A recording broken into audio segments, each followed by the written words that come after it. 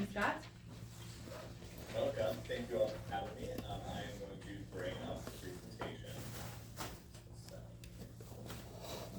Alright. Are you all seeing the presentation on the screen? We are. Okay, wonderful. I will get started. So here we are. It's December 11th. Just a little explanation for the types of information you're going to see throughout tonight's presentation. The blue slide here with the school building is background information. The yellow is going to be who took your survey, respondent information, obviously get to the results and analysis, and then at the end we'll have time for wrap up and questions. Little reminder about school perceptions. We were founded in 2002, provided independent research, and we helped more than 1,000 school districts navigate the district planning, referendum planning process. And now on to the fun stuff of your survey. So we did have a December 4th deadline, so a week ago today was the survey deadline. We continued to get some in the mail, who probably put them in the mail on that deadline, and we're entering those. So we're up to 966 respondents, which is ahead of where you were at in 2022, when you had 947. So good to see that number. And two was a 22.1% response rate, which is really strong. For an 8-page survey especially, you know, we're averaging in the mid to high teens, so to get over 20%, really happy to see that. Because of the number of respondents, we have a 3.22% margin of error plus or minus, and that's just a factor of the number of respondents. So this is going to keep you as we go. Data you'll speak to. Hey Matt, can you mute? Am I not muted? You are not. No, yes.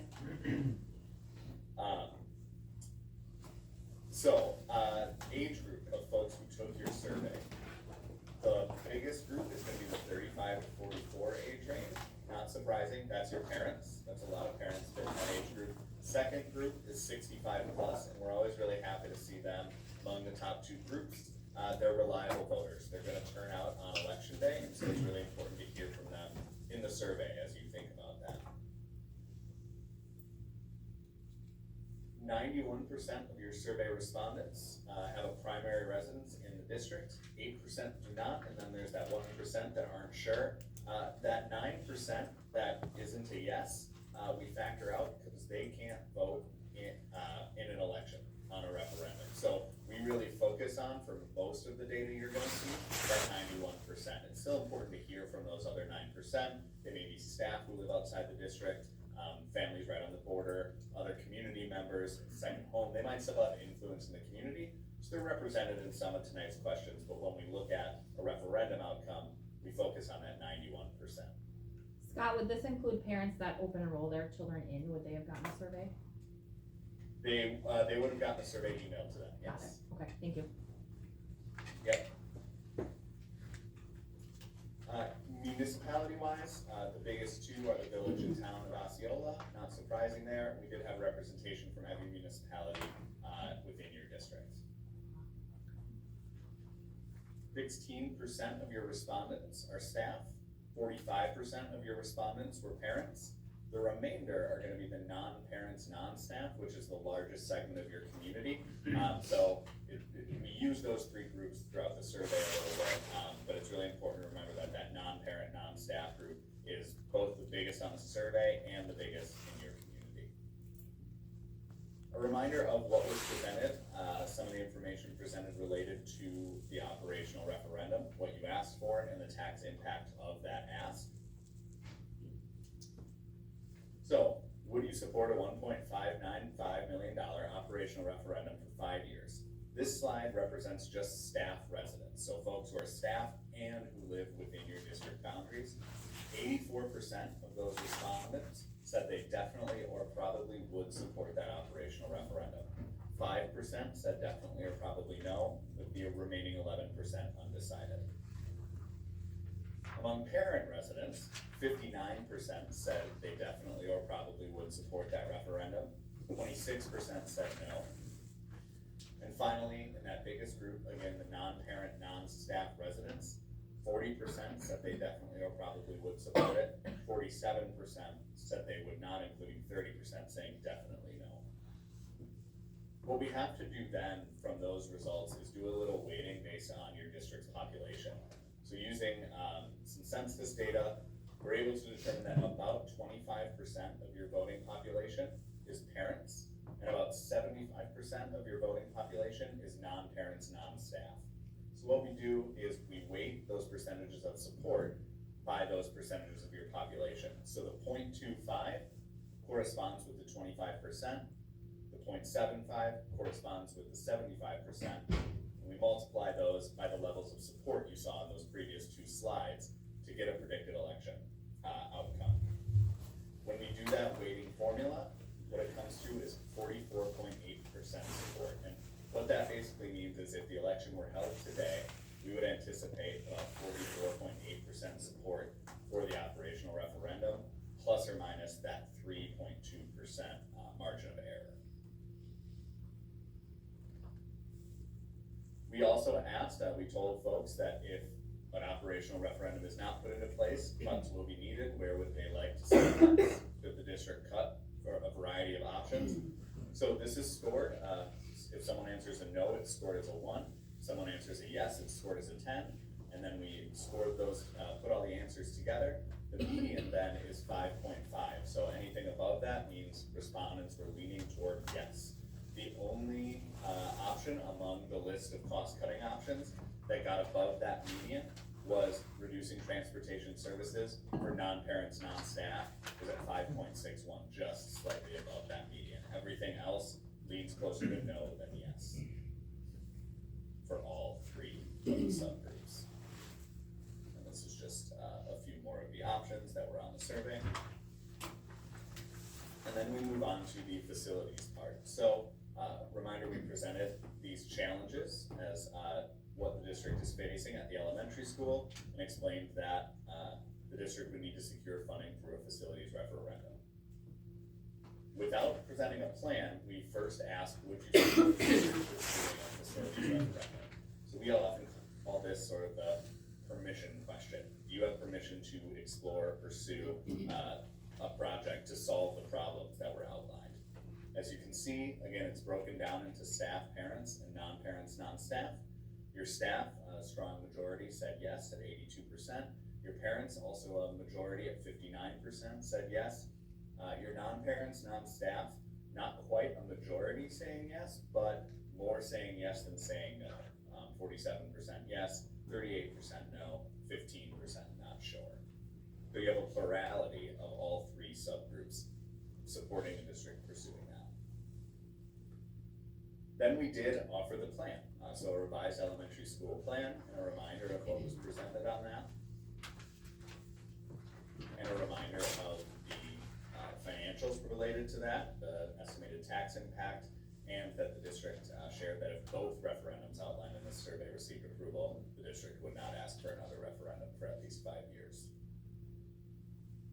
We'll go through these same groups. So staff residents on the facilities question, 76% definitely or probably would support a $27.2 million referendum. 7% definitely or probably would not. Among parents, 58% said they would support that referendum. 29% said no. And finally, your non-parent, non-staff residents came out to 45% saying yes and 40% saying no. When we go back to that weighted formula, it's the same formula that we used earlier. This one comes out to 48.3%. That's a little under 50%. It is within the margin of error of that 3.22. Important to keep in mind. We asked, among those who said they were undecided or did not support the plan, we asked for the reasons. We broke this down into non-parents, non-staff, and parents. As you can see, the top two reasons, tax impact too large and too expensive. Closely behind that was other tax increases, so villages, cities, towns, whatever municipality a person might live in, they're feeling that those tax increases impact their support here. And then your fourth highest option for your non-parents, non-staff was don't have kids enrolled in the district. Nothing else really surpassed around a quarter of respondents. And just some more of these. At the bottom, you have things like roof replacements, only support building new, replacing building systems, things like that, which were 10% or less around there. So, what did we learn? The level of weighted support for the proposed operational referendum is below 50%. Therefore, the referendum would not be expected to pass if the election were held today. The board could consider reducing the proposed amount of the referendum. Further support generally increases the cost to taxpayers is reduced. On the capital side, the level of weighted support for the $27.2 million revised elementary school plan is within the margin of error. Therefore, the outcome is too close to call. Because the result is within the margin of error from a majority, there is enough support for the board to consider putting a facility referendum question on a ballot. We wanted to let you know we're working on a comment theme analysis to evaluate some of the qualitative data that comes in. We don't have that ready yet because the survey deadline was just a week ago, but we will be working on that report and getting it to you all sometime in the next week or so. And that is the presentation. So I'd be happy to take any questions. That's a lot to wrap your brain around. Yes, it is.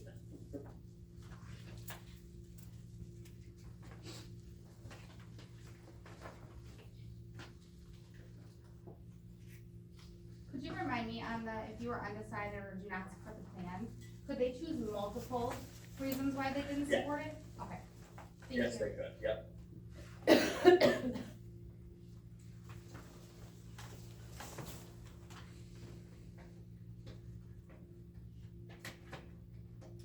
Any other questions, thoughts, comments for Scott? Just condemn it. Yeah, not the. Well, we're not done with this agenda item, but I don't wanna take Scott's time either. I'm happy to hang around as long as you all need me, and if you wanna talk about the results yourselves, I'll just stick around and be available for questions too. I thought one was talking Okay, so, that big word. Yeah, Municipalities. so Star Prairie is an interesting one, because I don't think, no, we do have an eligible voter. We have two. There's two. Dresser's one we don't. We just have property in Dresser. Oh, and that's not on here. That's what I was thinking of. We made eyes and I was like, you're Okay. right, yep. Okay, so that answers, Because I remember last year was the first time they voted, or, 2 years ago. okay, so that answers. Hey Scott, I wondered, this is Becky, the cost cutting scores, when you talk about a 5.5 being the target that would speak, is it typical to only have one of them come to the top? Good question. Very much so, if any. I would say it's pretty rare that folks really gather around a specific cut. It can depend on the district. Maybe there's been a specific issue that comes to light that makes folks really focus on one area. But generally, it's pretty common that none of these really rise to the top as places to cut.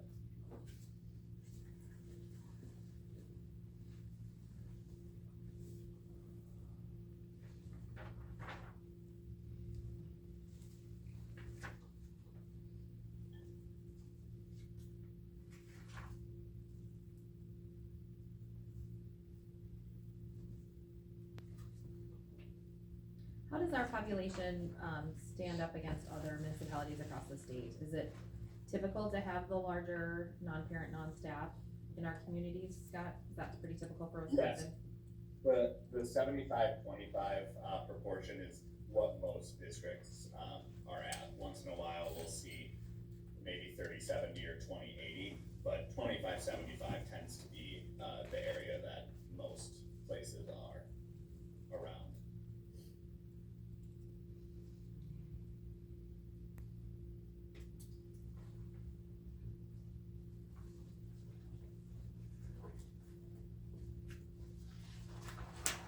So my other question that I was gonna say is right here on this piece of paper, how long are these survey results valid?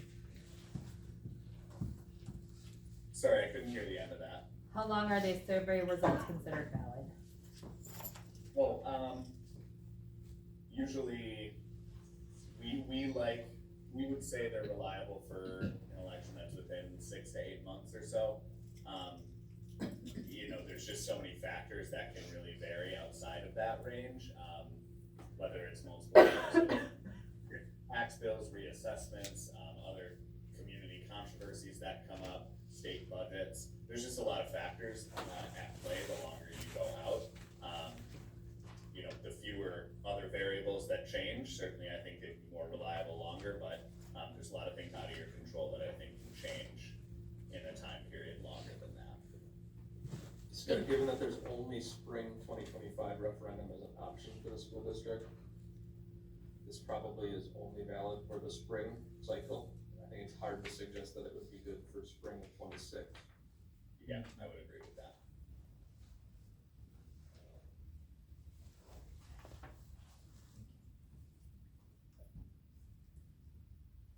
We do have Debbie is on from Baird and Matt is on from, Bray for other thoughts, concerns, questions. I know it's a lot to process right in this very minute.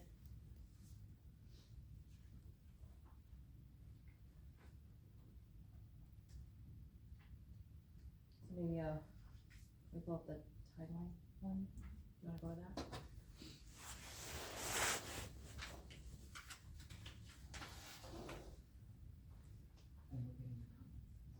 Yeah, in the next week.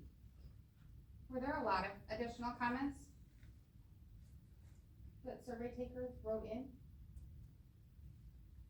Scott, you're muted, but Let me get the number for you real quick. we looked at them last time. But there were definitely a few hundred.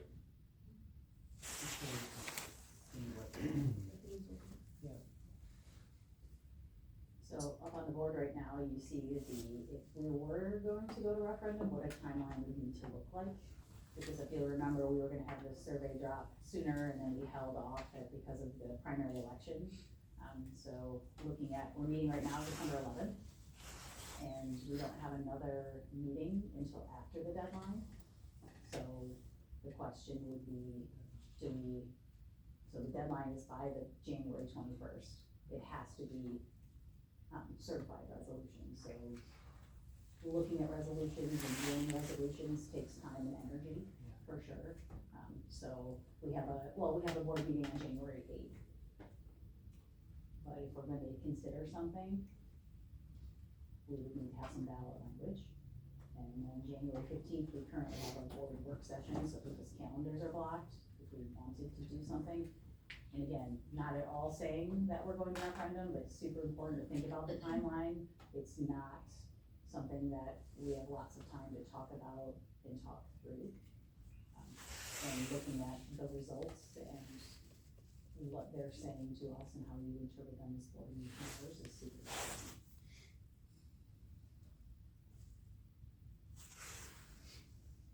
And if you scroll down a little bit, that picture is the dates for when referendums can be, just so you know that. But some other things to think about, again, Brooke asked how long are these valid, but also the operational referendum. Just a reminder again that under the low revenue ceiling, if we went to referendum for operation and failed, we would be frozen, our district would. And there's just some facts there to consider.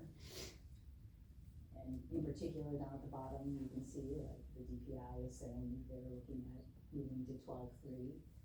And the Wisconsin Association for Equity and Funding is saying 12.650. And if that were the case, we wouldn't get those dollars. And then you'll notice what says next steps, it's more. I flipped it over and I was like,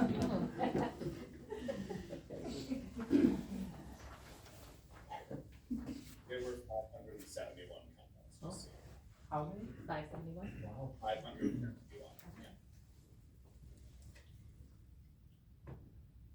I like, I That's wanna an see him, but I interesting don't face. wanna see him, like, And that's why having themes is really important, because then you can see what the community is saying in general, because they do that work to theme it out for us, so that will be awesome to have.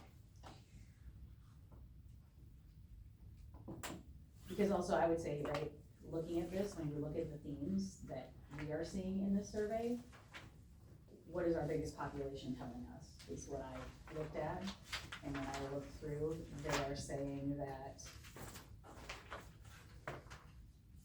the tax impact is too large, it's too expensive, there's other tax increases and they don't have kids enrolled. Understandable, Mhm. but also astonishing at the same because this is such a different tax impact than the previous acts. Right? I mean, I don't remember last year's necessarily right off the top of my head, but I know that this was significantly less. Both of them. Together? I would venture to guess that those are the top three, or at least the first two. But I was gonna say, Regardless, if it was 5 cent mill rate impact, you'd still probably have it as one of the top two reasons. And that's not That's unique fair. to Osceola. no, tax impact and, the cost being too expensive are almost universally the top two responses for folks on these surveys, who are undecided or voted no. So how do you get around that? Because not doing anything is not an option either. Right? I mean, so when you look at these schools that are been successful in these feats, what strategies is it? This probably won't be a satisfying answer, but it varies by district. It depends so much on the challenges your district's facing, the community you're in, your history of referendum, other tax increases, what tax bills folks will get between now and the election. A lot of things that are just not necessarily in your control. Where districts take data that I would say you've seen, that's like what you've seen tonight is, if there's room to cut from a referendum, they can try that. There's certainly no guaranteed amount that I can tell you, this is where it turns green. But it's communicating with your community and considering where else you can, reduce the cost.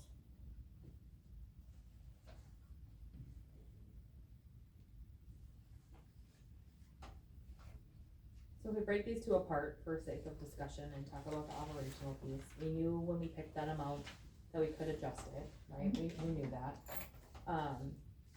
The part for me that always sits heavy on my head is the freezing, like you highlighted there.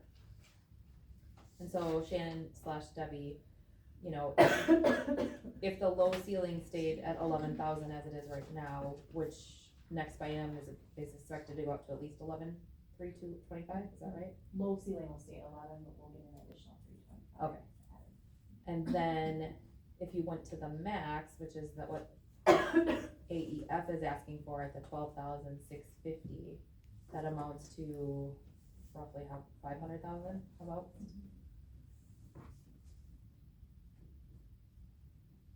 And what does our budgeting forecast look like for next year? Actually, we're looking at the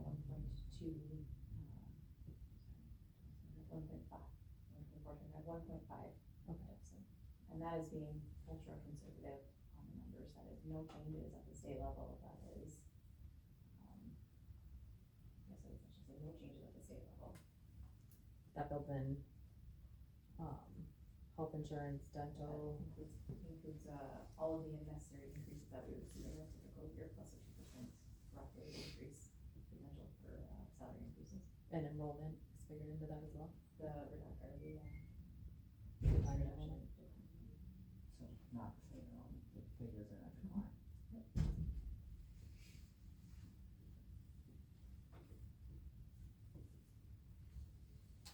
And if I look at this in just the operational part, I'm just breaking it just into the two separate for just a little bit here.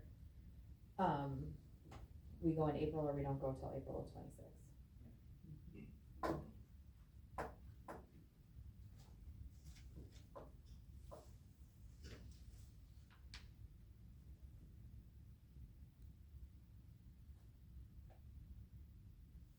What's your thought for this?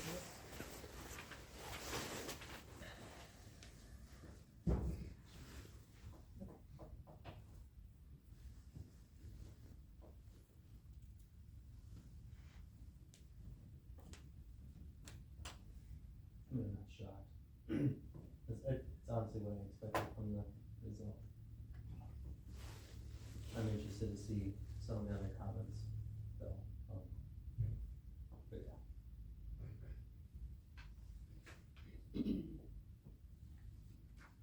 defeating feelings, right? It's,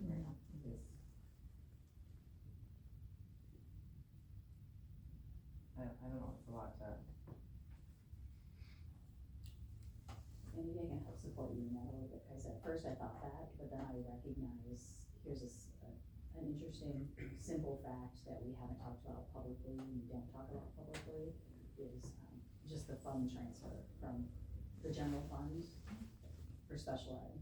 So that fund transfer for Osceola School District last year was $1.8 million. If we were funded as we should be, because we're required by law to serve students and we want to. Yeah. Right, we can't cut, that's $1.8 million. And we haven't had that conversation in our community to, at a level of understanding that makes sense. And part of that is because it feels like it's pitting general ed against special ed. And that's not the case, it's a funding formula. We get funded at 30 to 33%. And you can't even guarantee it's 33 because it's not sum sufficient. It literally is, we have this much money and we're just gonna disperse it, and then you have to by law transfer. So if that 1.8 million didn't need to be transferred and stayed here, we wouldn't be having this conversation. Because you heard we were at a 1.5. And our community doesn't know and understand that because it's super complex, right? And then you have to go all the way back in time to 1993, when there were these promises about more state funding, less taxpayer increase. We're gonna set this based on this. And two of the promises haven't come through. So we continue to go backwards, and is it a blame? And the easiest people to blame are these people sitting at the table that were being irresponsible. I mean, we also cut 1.3 million, but we also didn't call the newspaper and say, hey, would you please publish all of our reductions for this school year? And maybe we should. And that sounds horrible to me, but it's also, that's the part for me. The words about, oh, you're not being transparent, it's there, it's in the annual packet. At the annual meeting, we talk about it, but it's not traveling through, and it's much easier to say, like, this is people's money. Like, why can't you get it together, school district? So it's not the people at the table making bad decisions. It's a whole system that's broken that we need to figure out how to fix for the sake of our kids. And I would say, when I look at specifically, people in our community want great schools. absolutely. They don't wanna cut anything. When you look at that, that's an increase of heart for me. You know, it's kind of like the Grinch where the heart gets too big. I look at that and go like, you guys want great schools, but you don't want us to keep knocking on the door saying, please give us more money, please give us more money. Which I respect. Right, and the reason we're knocking on the door is we wanna have great schools. Because we could just have classes of 42 and call it good. Yeah, that's not okay. So I hear you, but I think it's super important to remember there's all these dynamics in the room, and the people who answered this survey don't have all of the information. So that's where I always go, how do we get that out there?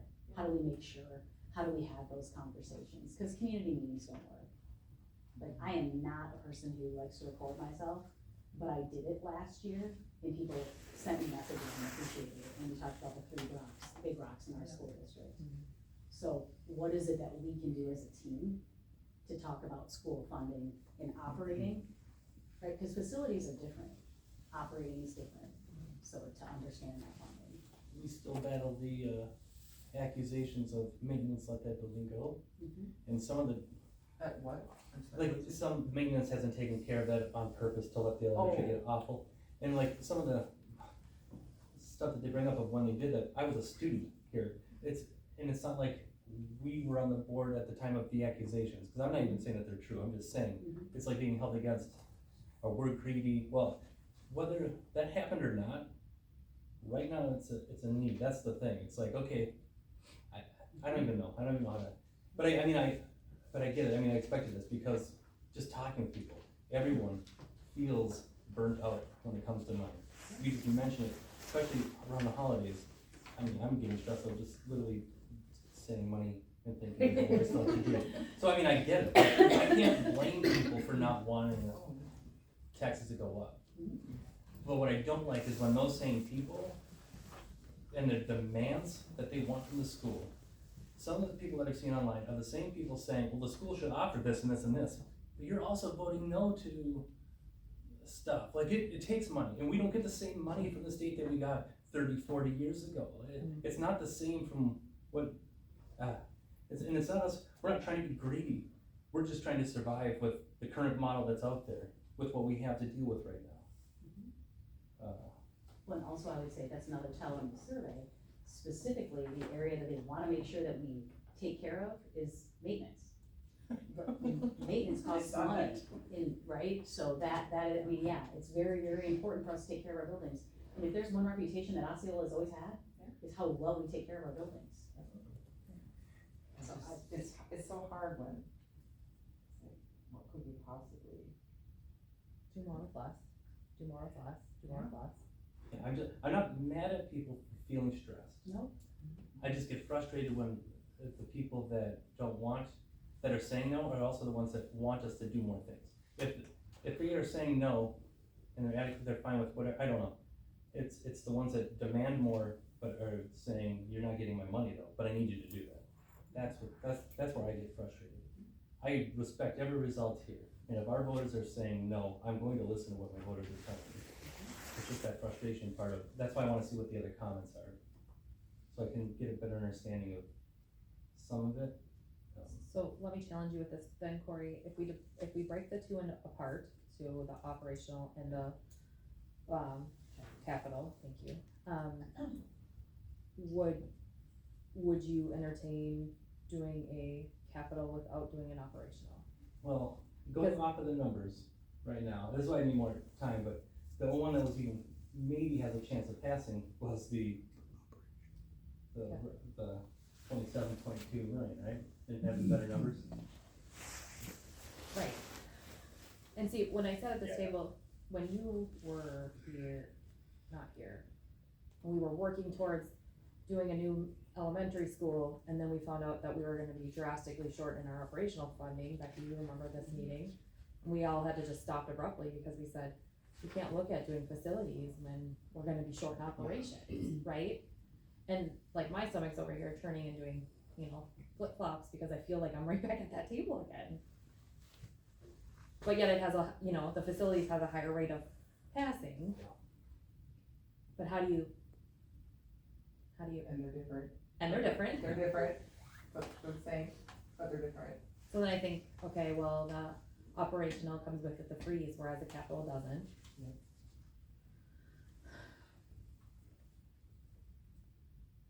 When biennium budget, are we in year 2 of biennium budget? We're in year 2 right now, we're waiting to See what would that new cycle will be. for next year? That's where And that'll get announced. I mean, July, right, Debbie? It's supposed to be, but Yes, well, we've received Dr. Underwood's proposal, and there will be other proposals that you'll hear, and then deliberation between, but we typically hear the actual or becomes implemented in July-ish, plus or minus a month or two. and our fiscal year starts July 1st. I keep thinking like, do more class, with feedback for kids, I don't wanna cut this out, I don't wanna cut the teaching, I don't wanna, Bigger class sizes. yeah, I don't want that. I do wanna thank though everybody that did participate in this. This is what we need, I mean, we gotta, people are saying, oh, we're greedy by doing this. This isn't greed, we're letting you know what we need. We're just trying to be as honest as we can with where we'd like to see it go, and then get your input. And if you're saying no, why are you saying no, so we know how to approach it. And that's why, like, I still need more time to see exactly what they're all saying, but I just wanna thank everybody for giving me that, cause that is what I needed to, like, know how to look at our next several years, so. That's what we hoped, by doing the 8-page survey too, that we get more information, so. But that's also why we need people to go to application, and, thank you for doing that, I mean, that's. I was just gonna say, it kind of surprised me that, there was a solid number of people that said that they didn't have enough information, which is why they remain undecided. Well, I talked to people last night Good that are call. parents of multiple children in the district. Had no idea we had a survey out recently. What's going on at the board? What are you guys up to? Really? So it's hard. And I would say that was an area for me that was a surprise, and it's a takeaway. When you look at the number number of parents that completed the survey. We have 1,400 students. If they each have one parent or two, that's a significant underrepresentation. Significant. So that is also an area, and we have direct access, and they care deeply about their child's education. Absolutely. So what is it that we can do differently? So that's been rolling around in my mind as a result of. I mean, It the really eight got me. pages could have been a huge turnoff for. Well, 8 pages isn't also taking it, having to put a code in. It's a lot, Beginning, it's, like- it's really, it is like a, you see it and anxiety hits you right away, and like, oh, maybe I'll get back to that later. Or my thought doesn't matter. You know, some people think that. Just like voting, no, truly. Yeah, absolutely, yeah. Well, that, It's kind of hoping to be like, yes, this way, or no, that way, like. Is there additional And information? there's also some unknown data regarding, how many people, if any, would have supported one or the other, but were afraid of the combined tax impact of both. Sure. We have no way of knowing if there anybody that had that reaction, nor do we glean that data from the survey. But there is potentially, some additional support you could pick up if you were putting one question out versus two. You should have asked that. and someone has always said that people can always stand behind bricks and mortar, cause you can see bricks and mortar, and operations you can't see, right? So, I mean. So that brings us to what else do we need to make a decision, and where's the timeline go from here? Do we want to try to schedule another meeting to, I mean, obviously Jan's not here, so we need to, you know. Unless there's a majority that believes one way or the other now, but I would throw caution to that without I having just one of need us here. time. Yeah. This is just seeing Go this, on BBC. I have ideas of where I'm at, but I need to, I agree with Yeah. you. I and, need and I'd be fine in the future if we set up something, but So, do you think that we throw another meeting between December 11th and January 8th? As much as I don't want to, just because it's scheduling at that time of year, it may be best to consider. Okay. I would like Jan to be in the conversation. I also, it's just a lot. I'd say I have family coming on the 22nd, so let's do it then. And Becky's gonna she was mixed up. I just know it's a lot, like, I feel like waiting until the 8th, Waiting until the 8th? it might be really cutting it short for the team if they have to Oh, put things absolutely. together. But I also know there's a lot going on between them. I know that's time of year. It's not a busy time of year, I don't know why you're talking about. So, I don't have the calendar right in front of me, but I think it's Tuesday, Wednesday is Christmas, and Tuesday, Wednesday is New Year's. We typically meet on Wednesdays, right? I keep looking over there, we used to have that calendar there, so instinctually I go over there looking for the calendar. Could like the Thursday the 2nd? I know it's not a normal night, but it's, Why don't we, I mean, we can do that offline too, let's yeah, do maybe that. throw out some, Yeah, let's throw out some dates and times. Okay. Does that work? Yeah, I'm But just trying what to else think do of we other need? information, Yeah, what else do we need to make a decision? I just need the time to. Do you think you'll have trends back after the first of the year, Scott? I should have that common analysis to you next week.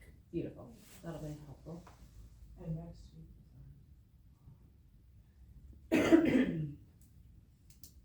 The week before Christmas. When Brooke Holder starts her Christmas show. That gives me a Right. lot. If it helps, I'd say I can probably get it to you by Monday. I feel pretty decent about that. What else would you want to help you make decisions? I want to look at that sheet you gave us last time, that kind of showed if we went for different levels. I'm not saying that you get it from, I can get it from home, but I want to look at, remember, you know what I'm talking about, the different levels, if we ask this much, what it might potentially mean. I want to look at that.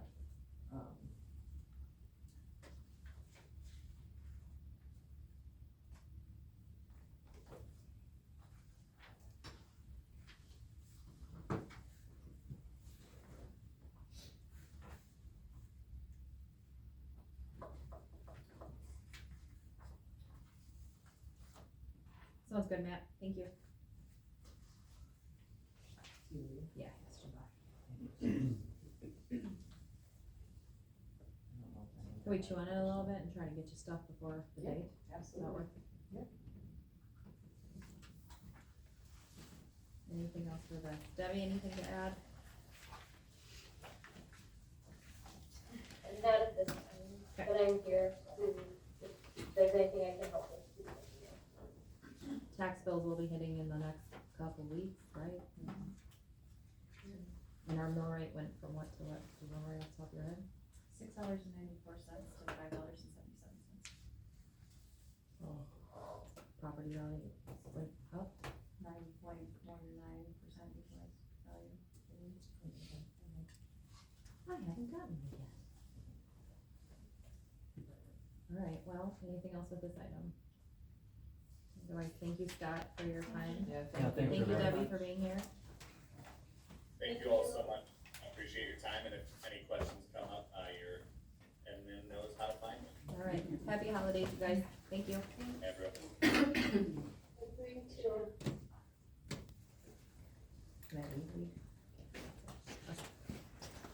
Alright, so that brings them to our next item, which is administrative and department reports, for admin reports, let's start with, Scott Newton.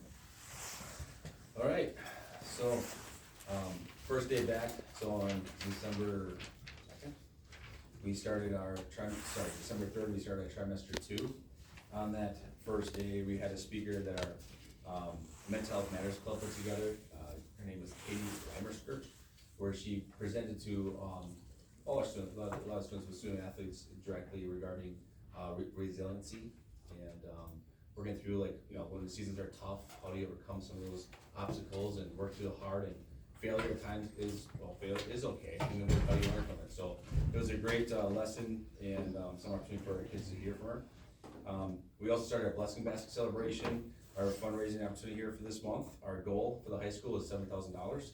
Our second hour classes are in competition, I say in competition, but they are the ones that's where the different opportunities are developed with their second hour classes. Something we're doing different this year is that on Fridays during wind time, third hour, we are having like a incentive-based pep fest, if you will, to celebrate hopefully milestones that we hit along the way for fundraising. Also recognizing certain kids, like this week too, we'll be recognizing our trimester 1 students of the trimester. And then on Friday the 20th, we're doing a half schedule in the morning, and then having kind of that blessing basket celebration in the afternoon, and a lot of our fun games and activities before the kids head out for their break. Next week then too as well, on December 16th, is our band choir holiday concert, with all the other moving pieces that we have going on here, this short little time between Thanksgiving and the holiday break. So a lot of moving pieces, but a lot of fun too. Awesome, thank you. Amanda? Yep, and just to add to that, Sarah reminded us today that they're bringing, kids caroling on the 18th, so Claire kids will be out caroling, so that would be nice. Students from Miss Ellison's classes got an opportunity to learn about medical devices and their creation and use, and trial and error process through Medtronics. That was a pretty cool field trip. They had to sign like non-disclosure releases before they went in, so I thought they were really cool. So, but really neat opportunity that Teresa was able to put together for our kids. Just coming back to you about the clubs. So we, at this point, have 24 active clubs just at the high school. 420 active signups right now. So not necessarily obviously students, but one student could be in multiple things. So 420 active signups right now. And then we are already in the midst of our department meetings. So we are meeting with each department, talking about scheduling and staffing for next year. Course changes, which I have one of those that I'll talk to you about in just a minute, but just looking at huge timeline of how we connect with the middle school and 8th grade, the testing that they do, how we use those tests to create our pathways for kids, parent sessions for 8th graders, student sessions for 8th graders. We're adding in, during conferences on January 22nd, we're adding in counseling sessions, so our counselors will present about ECCP and Start College Now and Welding Academy and all the things that have kind of been left for parents to figure out on their own. We're gonna present about that multiple times on that Wednesday night. So starting that process just a little bit earlier for us than last year, which feels better, so, we're being proactive instead of reactive right now, so that feels a little bit better. Speaking of new courses, Miss Fleets in the Ag department is hoping to start a new course, so we'll hopefully put that on the agenda for you next week to approve, but basically it's called Pizza, Plants and Animals, so who doesn't wanna take that class? But it's an intro to ag class, so none of our classes have prerequisites, but it's just kinda like that entry level, especially because we don't have ag at the middle school any longer, so it's kind of that basic class. Lets them understand how plants, animals, all of our food products kind of work together. And it's a course that she taught when she was at New Richmond, so she's got a background with that, but that would be a good way to get kids into the ag world if they're a little bit nervous about, I don't know, specific classes, yeah. You had So, Corey at pizza, so. Yep. He didn't hear anything That's after why I that. sat up. I'm on Domino's right now. That's all I have. Thank you. Julie. Okay, hi. Sorry, Darren, you have to go after Julie. It's okay. Okay, so, yeah, we had our elementary concert. We did something different this year, and they did more of a fall concert, so fall and flannels. It was a huge success. We were able to open our doors to three different concerts. Nope, 2 different concerts, kindergarten and first grade. Spring will include our 4K group, and filled the gym, like everything. It was exciting. Kelly Little did an amazing job. The kids basically sang almost 4 to 5 songs each, or screamed, we could say.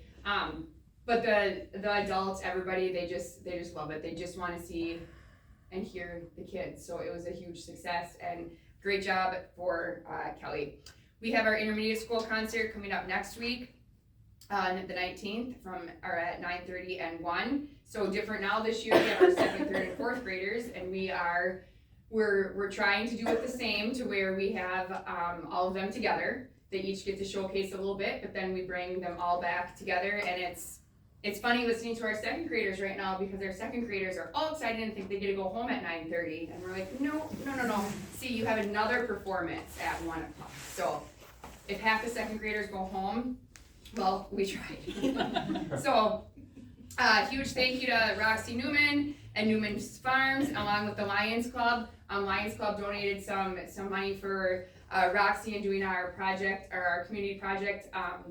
Pieces where her art club and things, a little bit older students at the intermediate school are making projects to where December they're going to be delivering ornaments. In October for Halloween, they all painted pumpkins and were able to deliver pumpkins, and the Lions Club helped, they donated money for that. There's a lot of supplies that go into that, so a huge thank you there, and also Newman Farms.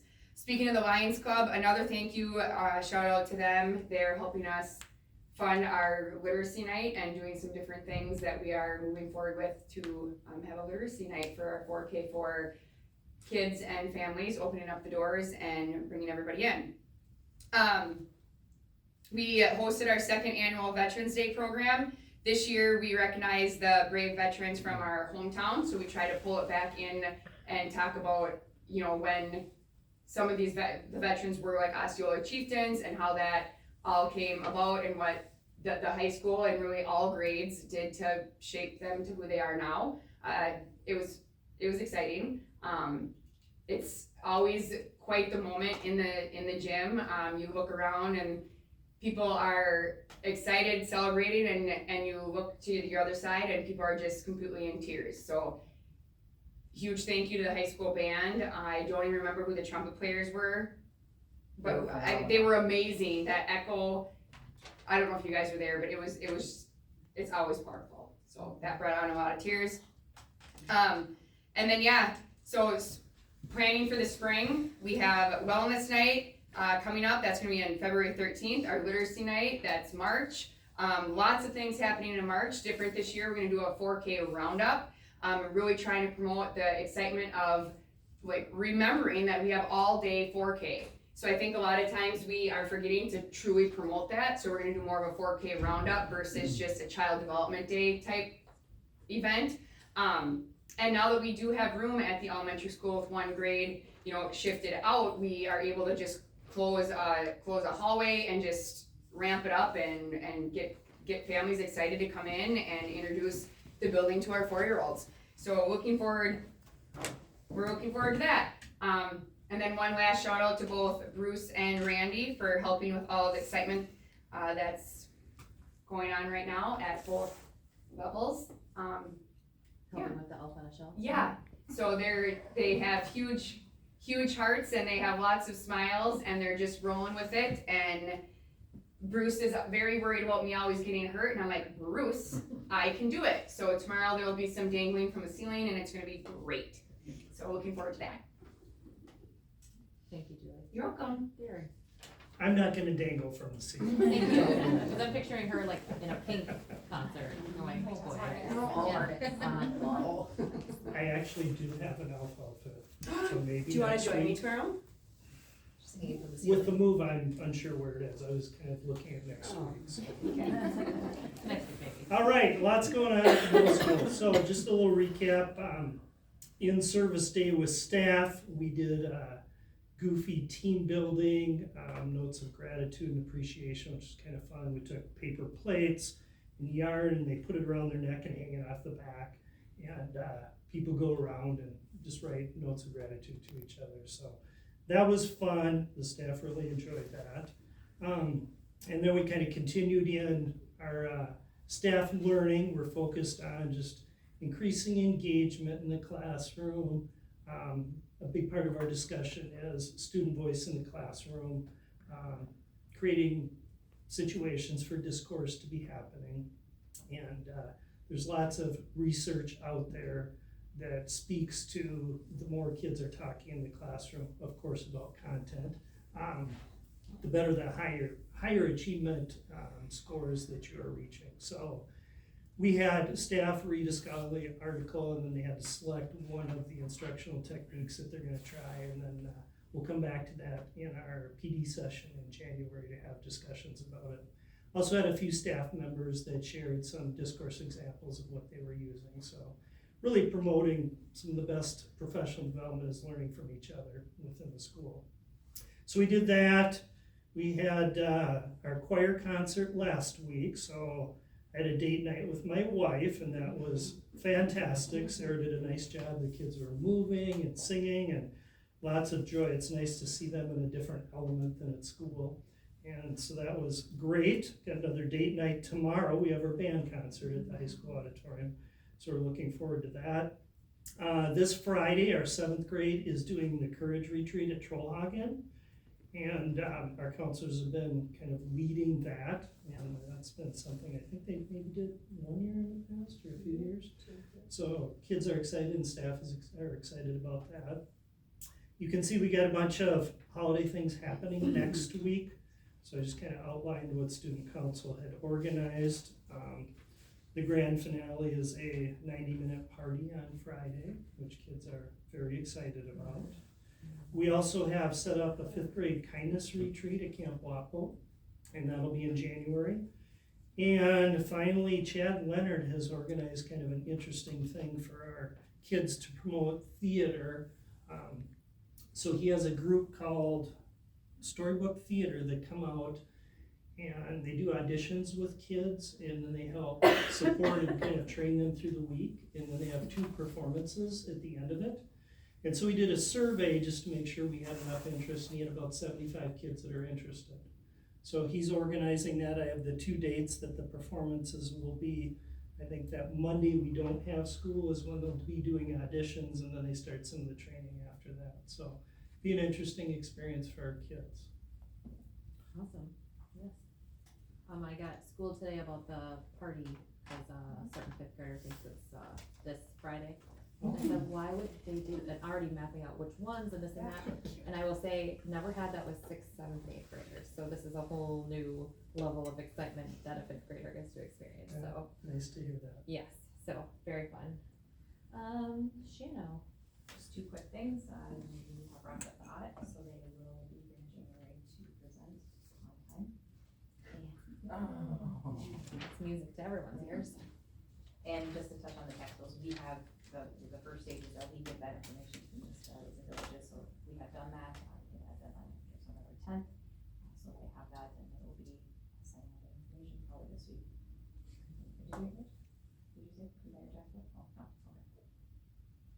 next week is the. I think it's next week, it's yeah. next week. And I don't think last year I actually got mine until after Christmas. I think we had like the week between your student late.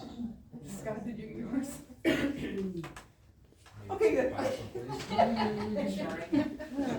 You got it, mine, it is, I got mine. I hope I get it. Dr. Seth. All right, I have a few items for you, not trying to take all of your time, but important stuff.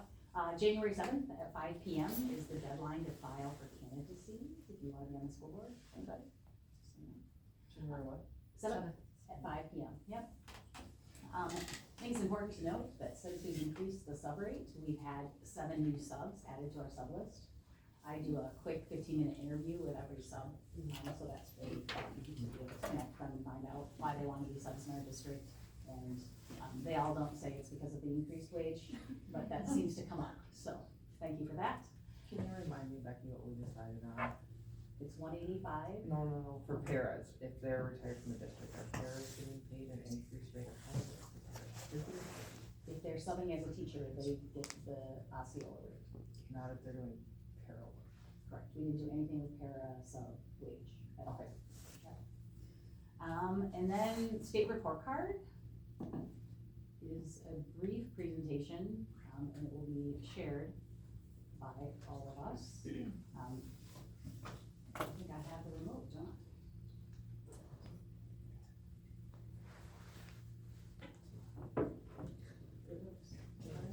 I? That's really small, but this is out there.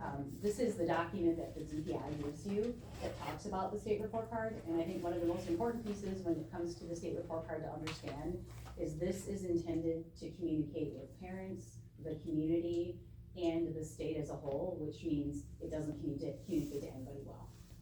So the best thing for parents to look at is their own kids' results when they get them in the mail in July. And then as far as us as a school district as a whole, it's important for us to look at it, but to also remember that these report cards aren't one assessment. They're 3 years worth of data that are all mixed together.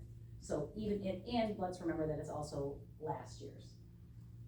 So when you think of the academic assessments, the ACT and pre-ACT are 1 day at the high school. That's the academics that are represented here. So nothing else that we supply to the state is on there except for those 2 assessments. And for the grades 3 through 8, it is the full exam, which they take over 5 to 9 days, depending on how it's scheduled. Okay, so just some important pieces. The 3 years. The other part that I think is super important to say is they've made some scale score changes and some achievement scale score changes. So this report card isn't really comparable to any report cards we've had in the past, even though we use it that way. And nor will it be able to be used for next year. So it's kind of this standalone piece. And one thing, when you look at the district report card, in the past, it showed all 3 years of academic data. Now it shows 1, because it can't line up the others because they haven't done the sub scores. So it's a complicated beast, we know that. Becky, before you move on to this one, Yep. why do we do state report cards? Like, why did the state incept this? It's a process? federal requirement, actually, Okay. in order to have it. And again, the intent was to increase some accountability. And if you go back in time, you would have taken, and Corey and Kais would have taken the WKCE, the Wisconsin Knowledge Exam. And then what they did when Common Core came in, I don't know how much of a history lesson you want right now, so tell me when you want me to stop. But when Common Core came into play, they started comparing every state's data. And they look at Wisconsin's data and said, wow, your test is way too easy, your students really aren't performing as high as you think they are, so now we're gonna change the benchmark and change the assessment and really change the standards. So we wanna see that. But the report card itself takes into 4 pieces. It takes in achievement, it takes in growth, it takes in absentee rates, and it takes in graduation rates. So like Julie, on her report card actually has a graduation rate score, but it's based on 3rd grade reading test. Makes sense, right? So, okay, some more questions. Yeah. So federally, they said you need to have some sort of form of accountability or some state monitoring testing with a goal of comparing state to state, right? I'm hearing you? No, not state to state, no, Not ours, state to no, they actually have a different state report card that they create federally based on this data, that actually uses the same data, but it looks different. And we, as a state, are in charge of how we score it and rate things and this and that, that's all internal, just how. It's a Wisconsin piece, Oh, yes. thank you. And even the ACT, which is a universal college, we have special benchmarks that are Wisconsin, not college. And the forward exam isn't the same in Minnesota. Yeah, it's very independent to us and intended to be for us. And at the student level, like an example of how we would use it as a school is the target group piece. We would look at the students in the target groups, and this is what every building does, and they say, what services do these students, so the target group are the 25th percentile or below, have we been seeing these students? Are there any students, and you've heard them say like, you know, we looked through this list, there were 2 students that aren't receiving services, but when we look on their other assessments, they're actually at grade level. But on this one, they weren't, how come? Or, wow, this student has not received anything over the year. I've heard that over the years here, obviously, but I've never really thought like, why do we do this? Because, Well, I mean, you I know, think- they say it's for this purpose, but don't compare this one to this one, and don't, and it just seems like it's, like everything at the state level, way too complicated. And it's very, very expensive. Just in case anybody was wondering, this is an incredibly expensive gig we've got going on, because there's also the growth area. So pre-2009, everything was based on achievement. So you would see your child's achievement level, we would see how we were with achievement. However, then it became, okay, but we also wanna make people accountable for growing kids. So just because you have a high achieving kid and they say high achieving, so how much are they actually growing? So in order to do the growth piece, they contracted with the University of Wisconsin-Madison and created a formula that takes individual students and compares them to like students at districts similar, and then we get this other score called the growth score. Yep. Thank you. And if you'll remember over the years, right, there's been pictures, there's been stars, there's been all kinds of pieces, so it's been an evolution over time. And also, I want you to see in black, the enrollment data is not correct on any of the report cards. So what's really amazing to me, and some of you have heard me talk about this, is that the Department of Public Instruction is very much about having data integrity. We wanna make sure it's right. So when our enrollment data went in with an error, and we said, okay, let's correct it, and we submitted it, they said, oh, sorry, you can just put a letter in the file, but we're never correcting it.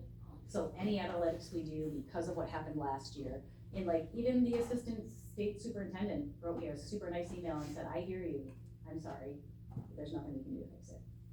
So, it wasn't out of spite, but maybe kind of. On our state report card, there's a paragraph at the top. They let you write a narrative about your district, and ours this year was changed. And it says, the enrollment numbers on this report card are incorrect and should be 1502 students, not 1361. Due to a data extraction error, 141 students were excluded. By the way, it was our open enrollment students.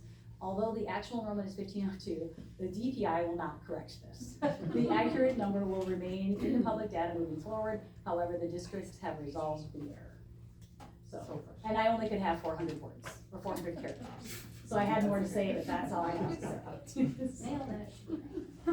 Okay, so intermediate school. All right, intermediate school. So this, like Becky said last year, you can see that it's 3rd, 4th, and 5th grade. First and foremost, we always explain to all of our students, they are more than a piece of data. There is so much more to their everyday and who they are than this test score. Though I'm a complete data dork and dig into this and go crazy, we don't let kids know that I do that, because they are so much more than this number. That being said, some positives from our report card from 23-24. Our growth, we are the same or higher than 76.3% of schools in the state. When I say schools in the state, it's comparable to the intermediate school, so like an elementary school.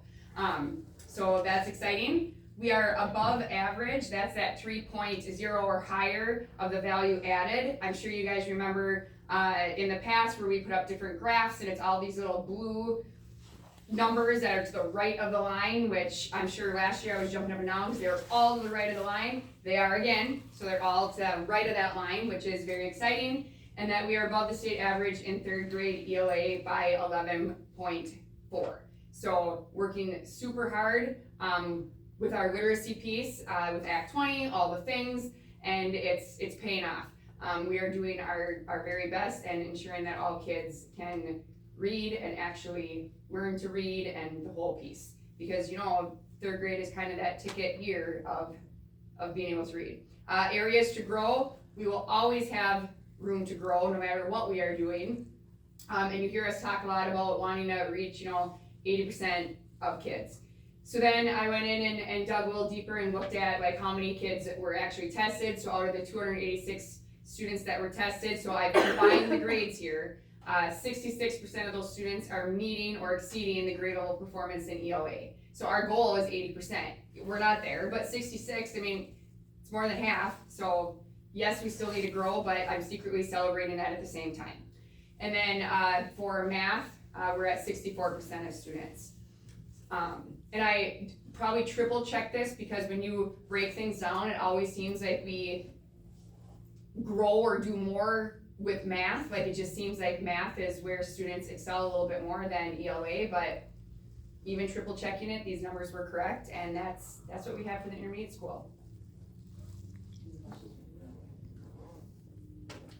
All right, the middle school. I can't read that very well, so I'm gonna reference my paper in front of me. So significantly exceeds expectations. We had an 86.6 score, which gives us lots of things to brag about. It's weird for me to talk about this since I wasn't here last year. So obviously this is a credit to our students, our staff, and Amanda Meyer. So that's something we can, you know, it's a positive that we can pull out. I like going into the growth score. So we had a growth score of like 86.9. Thing that stood out to me about that is it was the same or higher than 93.4% of 6 through 8 schools in the state, and that's how they categorize it. So it'll be interesting now when we go to a 5-8, we'll still be kind of compared to 6-8 buildings in the state. And then the next one is our target group that Becky was talking about, the lower 25%, same or higher than 96.7 of 6-8 schools in the state, which is pretty impressive. So lots of wonderful things there. You know, as Julie was referencing, we have that growth mindset. We always want to do better, and we continue to look for ways that we can do that. So one is just increasing our ELA advanced performance numbers. So not just looking at our target group, our lower 25%, you know, looking at our higher kids and moving more into that category. We've seen kind of over the past 3 years an increase of 1 to 2% within our ELA that are getting into that advanced category, so we'd like to continue to see that. And then just always work with the absenteeism and academic interventions. Seems like we've had a lot of kids gone lately for hunting and illness. So, you know, what things can we do better to intervene and support kids that are approaching those 10 days of being absent and later on if they are habitually truant. And then obviously we don't have an interventionist this year, so empowering our teachers take on some of that responsibility to continue with those areas of growth with target groups. Darren, can I ask you a question? So Yes. positives in number 2 was that growth score of 86.9, Yes, but our target group actually grew more than the yes. whole. That's very impressive, because that's your lowest That's- 25%. Yeah, I think that's a rarity to see, so that's Wow. really nice to see. That's amazing. Yep. I just wanted to make sure I was reading it correctly, Yeah. so, wow, very cool. Thank you. All right. So, I would say that Scott and I are both pretty competitive people, so we're not super excited about presenting this right now. And I would say the building of most of the coaches, they also want to make some improvements here, so I know that we're gonna work really hard to do that. I'm gonna actually start with our areas to grow, rip the Band-Aid off and get that over with. Our target group, so we know we need some work there, and we've dug into that a little bit this year already with giving teachers that bottom quartile of students to target a little bit in classes. And then our work-based learning, so I put that up there, that's kind of a hidden part of the report card. All those tiny little screenshots are kind of hidden, they're not a main focus of the report card. But we've already started working on that a little bit, trying to get kids in opportunities to be working while in high school getting credits. And so I mean, we still have a lot of kids that are working on that score, but wanna be above that 8%, so that's something that we're gonna keep working on. Man, is your target group the same, 25%, I mean, is that? The bottom quartile, Okay. yep. So we too went through that list and tried to figure out, you know, what supports do they already have, what have we done? It's different at the high school, classes are completely different, tracking is completely different, there also is not an interventionist. You know, motivation is different at the high school level than it is at the middle and elementary level, so there are big changes there, but we also went through and tried to track like what math pathway did students have, what English pathway did students have, where was their break since we're on a trimester, to try to figure out what influenced that lack of growth there. Positives, or do you have anything else? No? Okay. Positives, our achievement was super high for our ACT score, so that was really nice to see. That's a huge accomplishment for us. We're staying up there with our, in the top 83.2% in the state, so that's huge kudos to our staff. We're working really hard to make sure that that's still a priority for us. We have a lot of advanced courses that our teachers offer, and so we have 26.3% compared to the state at 21. And then our industry recognized credentials, so that's like some students in our CTE classes and getting certified in the Microsoft Office programs that are earning that. So those are things that a lot of our teachers are going above and beyond to find ways to give our kids extra things that they might not have at other schools, so. Any other positives or anything to add? Any questions?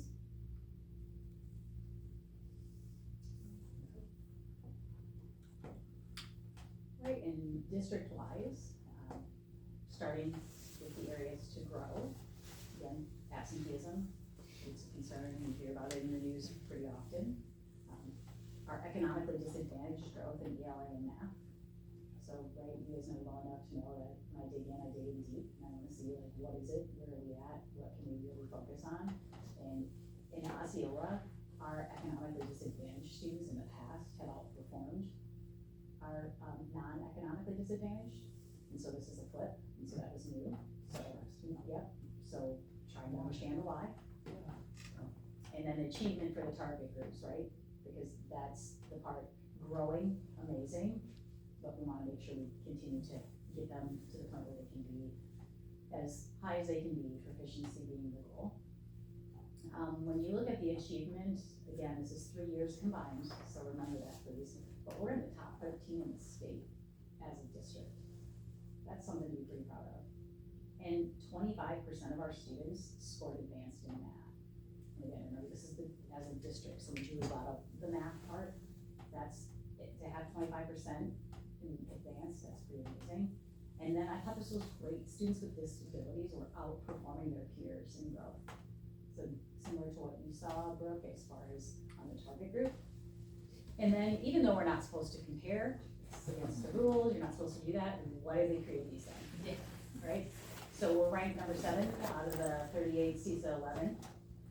The district is ranked 3 in the middle of the schools, because you have to believe there's a spreadsheet, it might be owned by me, that we all share against each other, and I will literally get a text, did you finish it yet? I'm like, you could do it too, like, I just want you to know, friends. And then we're ranked as a school district 104 out of 421 districts. So our district as a whole in this system that we're talking about is in the top 25%.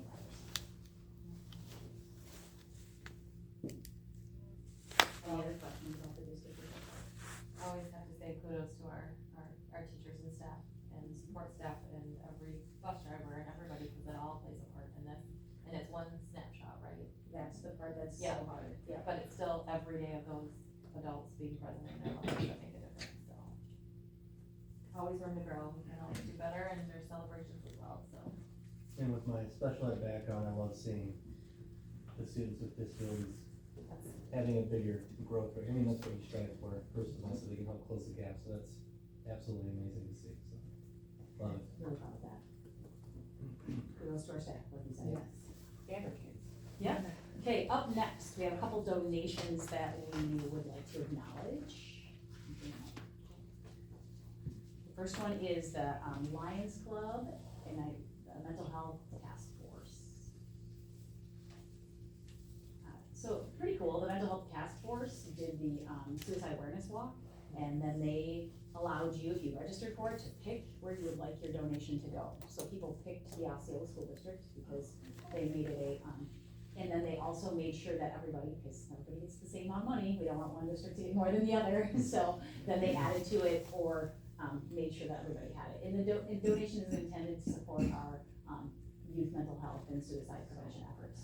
So that's pretty cool, and I think we're gonna get a photo taken, and then they would like a response back as to how we use those dollars. Because you have to remember, like, teaching about suicide is a requirement. In particular, our staff have to be educated and support students.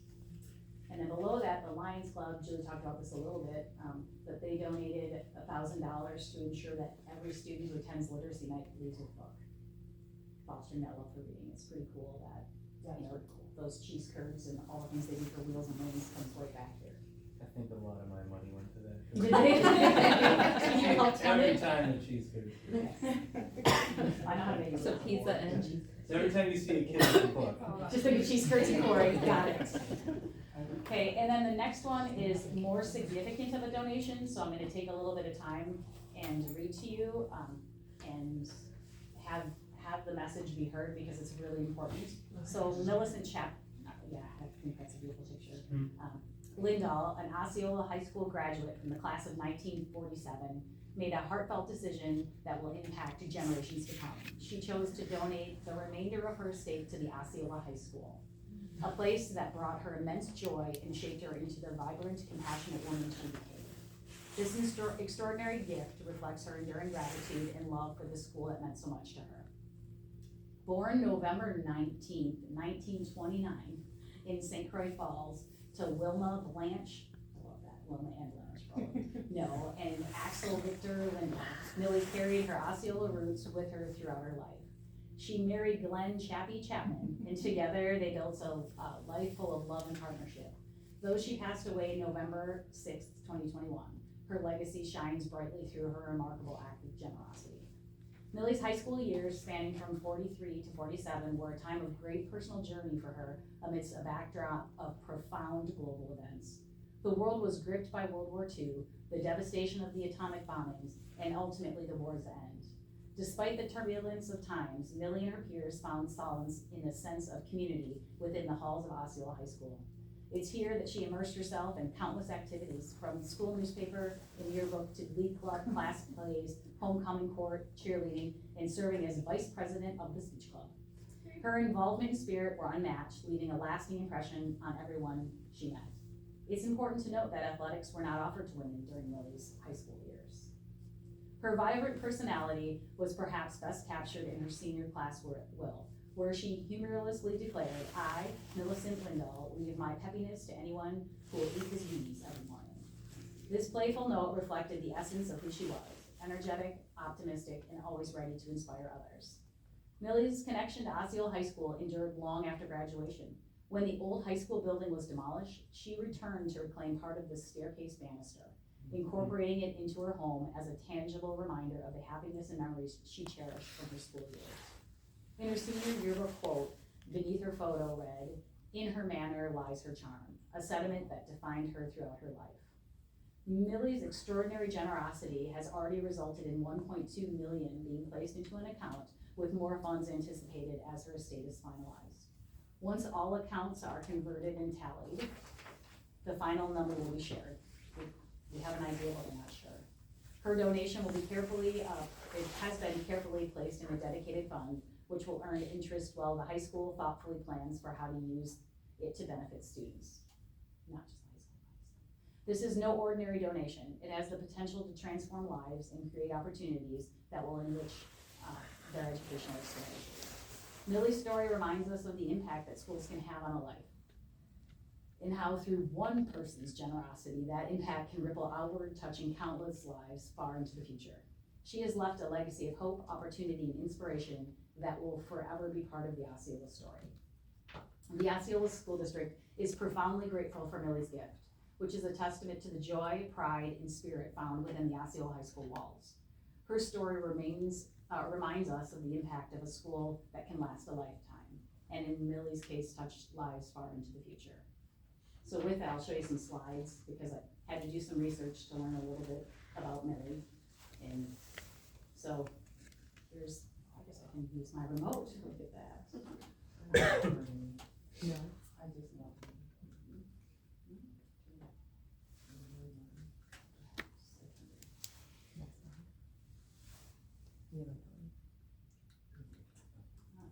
Not working for me, you know. Yeah, I can help you, just let me know. Oh, hang on, let me try one more thing. Oh, there we go, got it. So these are her yearbooks. That's her freshman year, her sophomore year, and her junior year. Just so you know, many of these yearbooks we don't have, they aren't part of the collection, but through the Historical Society, I learned that I can actually get them through a different website, so then we were able to, so we're gonna be able to have the full collection at high school, which is a pretty cool thing to learn through this journey. So this is her senior year yearbook. And I just thought it was important to catch some of the pieces, because when you talk about the 4 years so happily spent. So for a person to look back on their high school and say, this is an impact that I want to continue. There's the high school, not all of us remember it. I do. And the fond memories will linger in our minds of our friends and schoolmates graduating this year. And there she is. So that's her picture. So the Roger was the school newspaper. I was wondering when you had that earlier, what the Roger was, yeah. Why was it called? Yeah, why the Roger? Why not? Matt, you have any idea why it's called the Roger? I have I didn't know if it was a media thing, I don't know, okay. I just think of like from the, it's Peter Pan or some Roger, but. Yeah. Jolly Roger, thank you.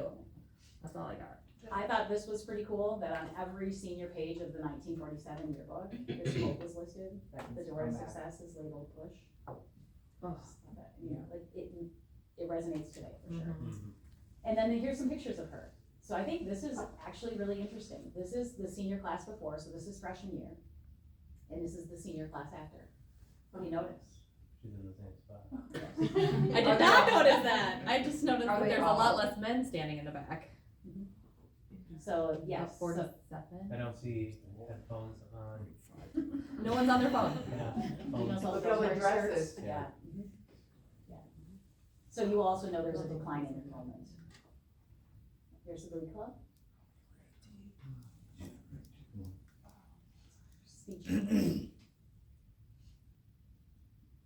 I do want you all to chuckle a little bit with me, because the speech club of 1947 was organized at the beginning of second semester.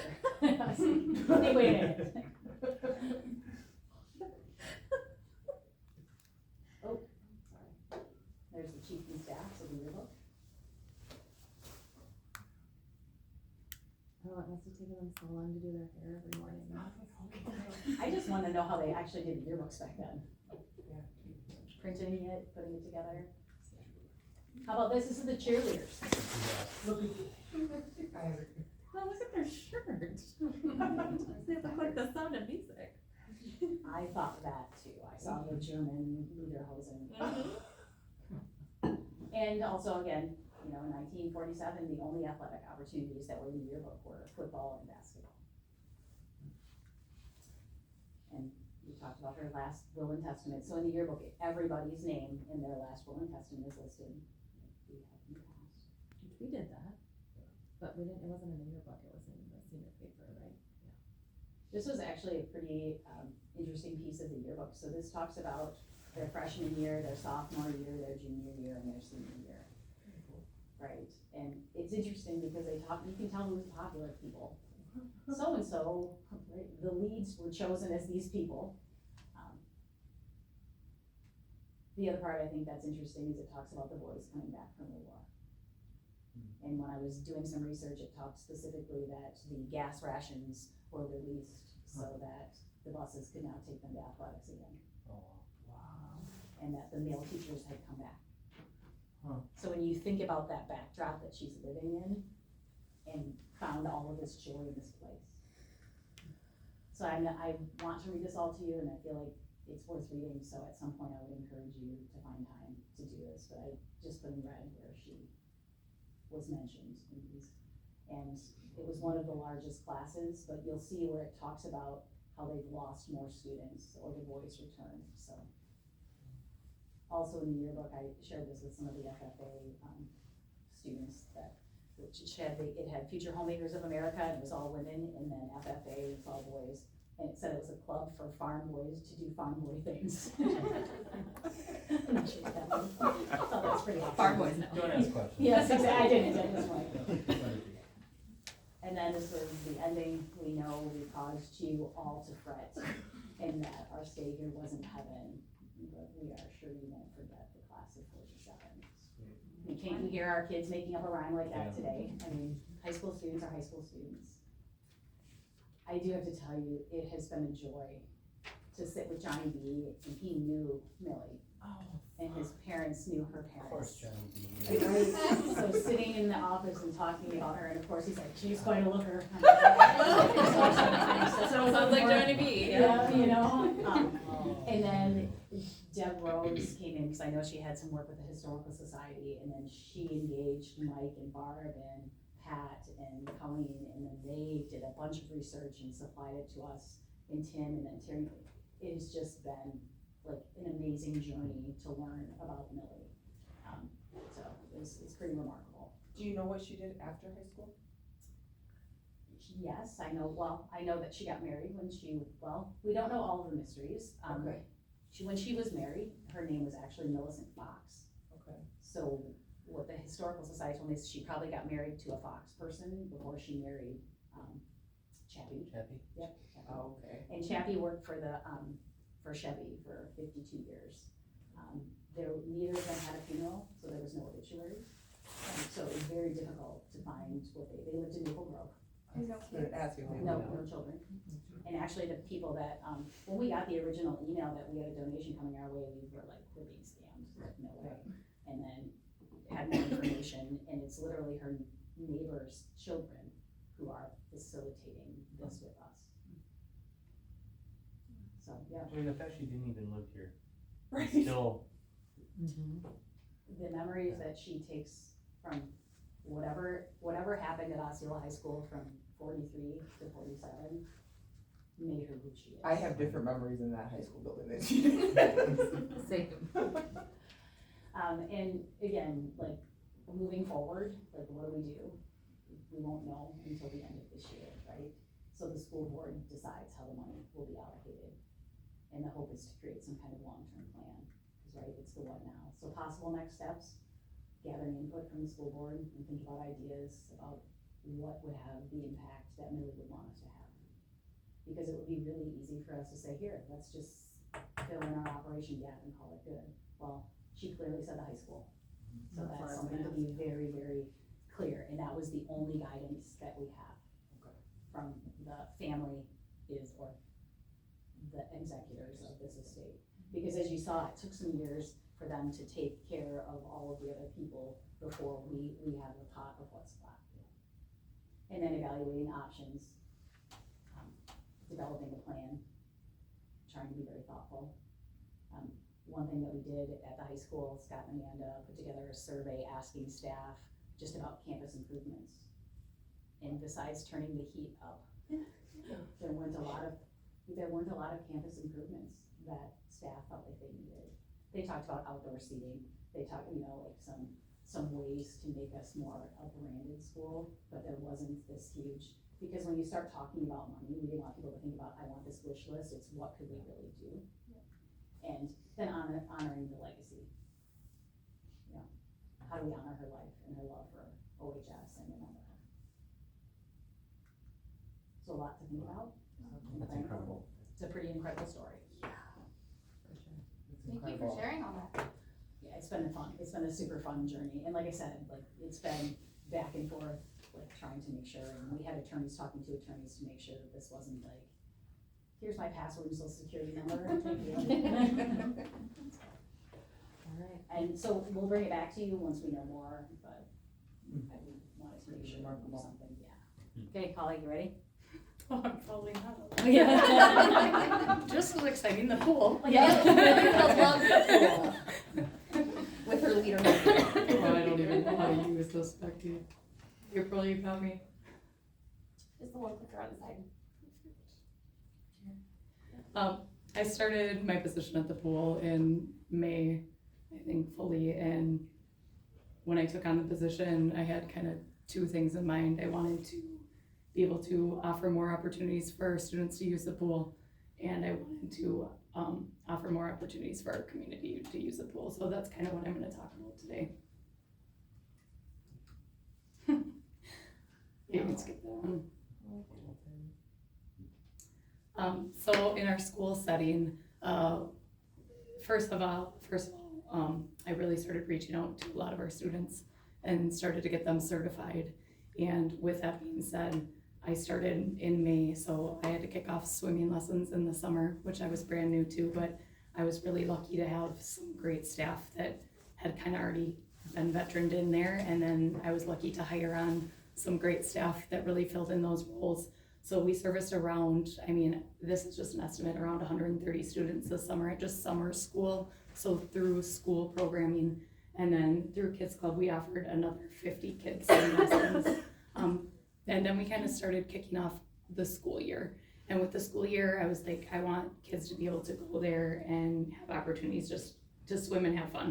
So we started in August, and we've ran it every month since. We offer after school swim to 3rd through 8th graders.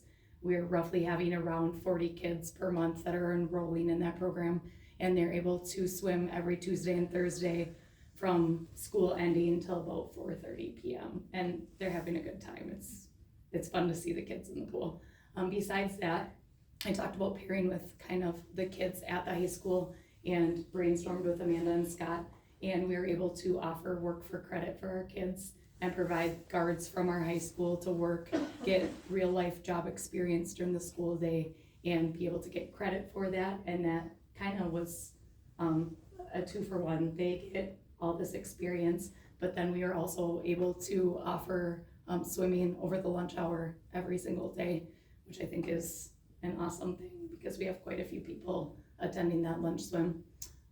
We have special ed swim happening every single day, so 5 days a week. K through 12, we're offering it, and they're utilizing it on different days, but it's from about 12:45 to 3:15 p.m. We have it open, scheduled, and we're utilizing kids during their study hall hours because we have a lot of kids that are certified now. So I think that's a win. And then we've just had a lot of classes coming over. So both high school Phi Ed classes have been over first trimester. We had kindergarten and first grade come over and swim. And then we're offering like the middle school, like their big parties. So like Brooke was talking about a party next Friday. We're offering that as a choice for the kids to use. And then they were actually really surprised because we had, I think, over 50 some kids in the pool the last school party. So it's getting popular. And then we have in January teaming up with Julie, and we have all the OIS and OES students coming over. And then we're going to utilize our college guards that are home from break. So I think that's a plus too. Besides that, I talked about we wanted to get open for the community, so we're open 7 days a week now. We offered swimming lessons in the summer, kind of private lessons, so if their kids did not go to school here, they were from other districts, or if they just wanted more opportunities, we offered in June and July and August, and I actually just got done doing some lessons today, that's why I came in here late, but we're offering in December too. So we've offered that to about 120 plus kids right now in just the private lessons. So that's above and beyond our regular day. We're offering virtual aquasize. So I had a college student doing aquasize this summer for me, and I was really excited that I got to give that opportunity to her. As she's in college, she's taping herself virtually, and then we're offering that 7 days a week for people to play the video at the pool. And then we have Brenda, our instructor, who has been doing it, but we increased her hours, so she's offering aquasize every night, 5 days a week. And then I actually just got to hire a new instructor, Deb, who's coming in Tuesdays and Thursdays and every other Saturday. And she already has 9 people in her class, so that's pretty exciting. We've had lots of birthday parties, so people are enjoying it. And then of course, once one friend does it, it seems like we're having the same group of friends come over and over again.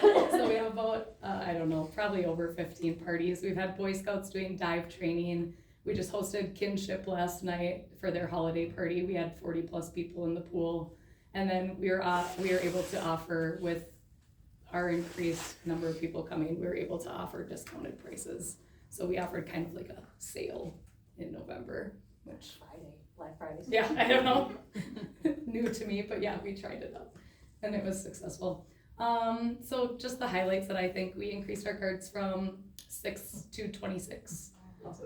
We're open 7 days a week. We increased our memberships. We added opportunities for our youth to get into the pool. I think one of the big things is April and Shannon are really good with numbers, so they were able to break this down for me, and I mean, kudos to them, all the success. They have like walked me through this process 100%, but in 5 months, we've made comparable to what they made last year. So I think that's a win. And then we've updated our communication. We now offer a newsletter, and I updated our scheduling app. So it's all online, phone friendly for the kids to use. And then kind of future plans. Well, what about apparel? Oh, sorry. And we updated our apparel. I was very excited about I love it. The last thing, so things I'm working on, eventually I'd like to get to like a digital platform so we stop using paper and pencil and those types of things, and maybe we're able to take credit cards, besides like e-funds, obviously.